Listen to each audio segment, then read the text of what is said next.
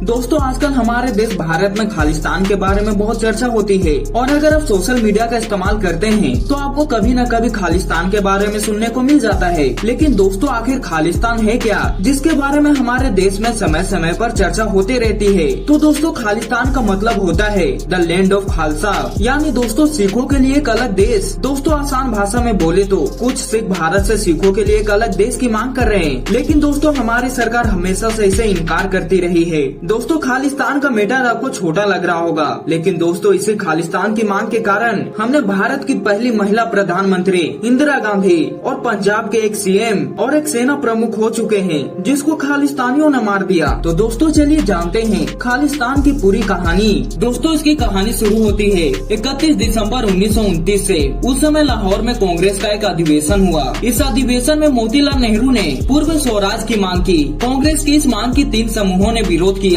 एक मोहम्मद अली जिन्ना का मुस्लिम लीग, दूसरा भीमराव अम्बेडकर की अगुवाई वाला दलित समूह और तीसरा था मास्टर तारा सिंह का शिरोमणि अकाली दल। दोस्तों तारा सिंह ने ही पहली बार सिखों के लिए अलग राज्य की मांग की थी। दोस्तों आजादी के बाद भारत का बंटवारा हुआ और पाकिस्तान अलग देश बना। दोस्तों भारत पाकिस्तान के बंटवारे से पंजाब भी 2 हिस्सों में बट गया। एक हिस्सा पाकिस्तान के पास गया और दूसरा हिस्सा भारत में रहा। इसके बाद अकाली दल ने सिखों के लिए अलग प्रदेश की मांग तेज कर दी। दोस्तों इसी मांग को लेकर 1947 में पंजाबी सूबा आंदोलन शुरू हुआ। दोस्तों सिखों के लिए अलग राज्य की मांग को लेकर 19 सालों तक आंदोलन चलता रहा। आखिरकार 1966 में इंदिरा गांधी ने इस मांग को मान लिया। इंदिरा गांधी की सरकार में पंजाब को 3 हिस्सों में बांटा गया। सिखों के लिए पंजाब, हिंदी बोलने वालों के लिए हरियाणा और तीसरा हिस्सा चंडीगढ़ था। दोस्तों उस समय चंडीगढ़ को पंजाब और हरियाणा दोनों का ही राजधानी बनाया गया।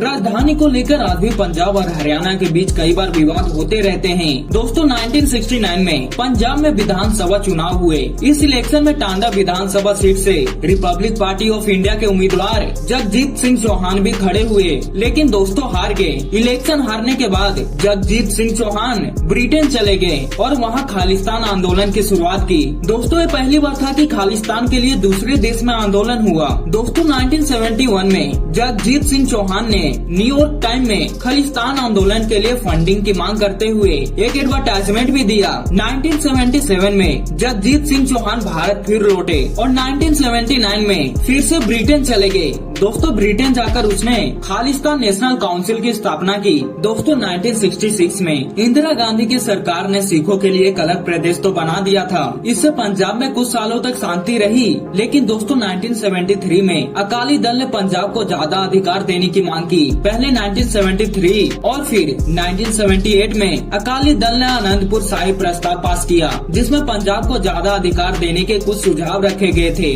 दोस्तों इस प्रस्ताव में सुझाया गया कि केंद्र सरकार का केवल रक्षा, विदेश नीति, संचार और मुद्रा पर अधिकार हो, बाकी सभी मामलों पर राज्य सरकार का अधिकार हो। दोस्तों इस प्रस्ताव में पंजाब को और ज्यादा स्वायत्ता यानी ज्यादा अधिकार देने की बात कही गई थी, लेकिन दोस्तों इसमें अलग देश की बात नहीं थी। लेकिन दोस्तों 13 अप्रैल 1978 को अकाली कार्यकर्ताओं और चिरंकारियों के बीच हिंसक झड़प हुई। इस झड़प में 13 अकाली कार्यकर्ताओं की मौत हो गई। इसके बाद रोष दिवस मनाया गया। दोस्तों इसमें जनरल सिंह भिंडरावाले ने हिस्सा लिया। भिंडरावाले ने पंजाब और सिखों की मांग को लेकर कड़ा रवैया अपनाया। वो जगह जगह भड़काऊ भाषण देने लगे। दोस्तों 80 के दशक की शुरुआत में पंजाब में हिंसक घटनाएं बढ़ने लगी। 1981 में पंजाब केसरी के संस्थापक और संपादक लाल जगत नारायण की हत्या हो गई। दोस्तों पंजाब में बढ़ते हिंसक घटनाओं के लिए भिंडरावाले को जिम्मेदार ठहराया गया, लेकिन उसके खिलाफ कोई सबूत नहीं होने के कारण उसे गिरफ्तार नहीं किया जा सका। दोस्तों अप्रैल 1983 में पंजाब पुलिस के डीआईजी एएस अटवाल की गोली मारकर हत्या कर दी गई।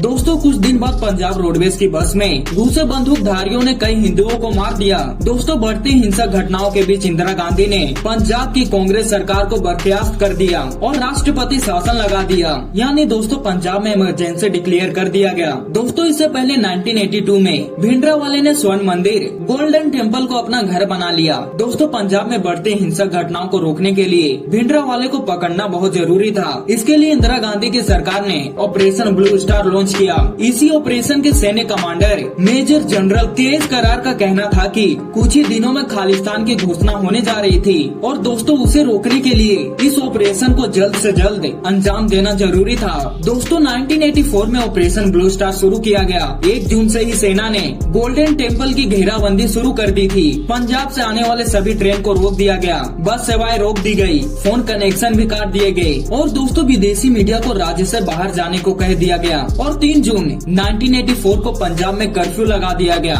और दोस्तों 4 जून की शाम से सेना ने गोलीबारी शुरू कर दी। अगले दिन सेना की बख्तरबंद गाड़ियां और टैंक भी गोल्डन टेम्पल पर पहुंच गए। दोस्तों भीषण खून खराबा हुआ और 6 जून को भिंडरावाले को मार दिया गया। दोस्तों गोल्डन टेम्पल पर केंद्र सरकार की इस कार्रवाई को देश भर में विरोध हुआ। सिख समुदाय ने इसकी आलोचना की। इस कार्रवाई में आम लोगों की मौत के विरोध में कैप्टन अमरिंदर सिंह समेत कांग्रेस के कई नेताओं ने इस्तीफा दे दिया। दोस्तों सरकारी आंकड़े के मुताबिक इस ब्लू स्टार ऑपरेशन में 83 सैनिक शहीद हुए थे और 250 से ज्यादा घायल हुए थे। वहीं दोस्तों 490 से ज्यादा चरमपंथी या आम नागरिक मारे गए थे और 90 लोग के करीब घायल हुए थे और दोस्तों 1500 से ज्यादा लोगों को गिरफ्तार किया गया।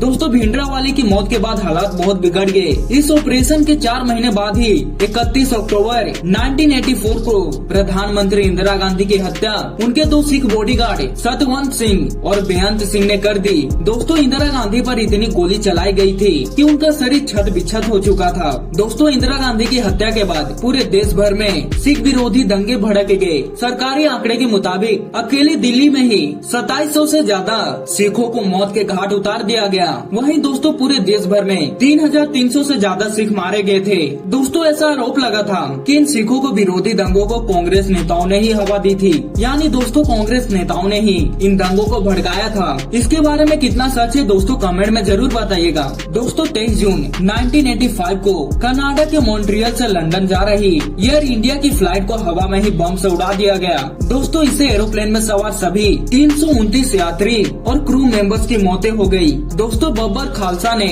इस हमले की जिम्मेदारी लेते हुए इसे भिंडरावाले की मौत का बदला बताया था। और दोस्तों 10 अगस्त 1986 को ऑपरेशन ब्लू स्टार को लीड करने वाले पूर्व सेना प्रमुख जनरल एस वेद की पुणे में हत्या कर दी गई, जिसको खालिस्तान कमांडो फोर्स ने इसकी जिम्मेदारी ली थी। और दोस्तों 31 अगस्त 1995 को एक सुसाइड बॉम्बर ने पंजाब के सीएम बेअंत सिंह को कार के सामने खुद को उड़ा लिया। इसमें बेअंत सिंह की मौत हो गई। दोस्तों इसके बाद सरकार और सेना के कड़ा रवैया के बाद इंडिया में खालिस्तान आंदोलन खत्म हो गए। दोस्तों आज इंडिया में खालिस्तान के विचार को बहुत से सिख नकार दिया करते हैं, लेकिन दोस्तों विदेश में बैठे खालिस्तानी ऑर्गेनाइजेशन आज भी भारत के टुकड़े टुकड़े करने का षड्यंत्र रचते रहते हैं और इन ऑर्गेनाइजेशन को पाकिस्तान का भी खुला समर्थन मिलता है। और दोस्तों खालिस्तान समर्थक के लिए कनाडा सुरक्षित जमीन बन गया है। दोस्तों इंडिया में खालिस्तान आंदोलन अब खत्म हो चुका है, लेकिन अब भी देश के कुछ हिस्सों में खालिस्तानी समर्थक मौजूद हैं। दोस्तों आशा करता हूँ कि आपको इस वीडियो से कुछ सीखने को मिला हो।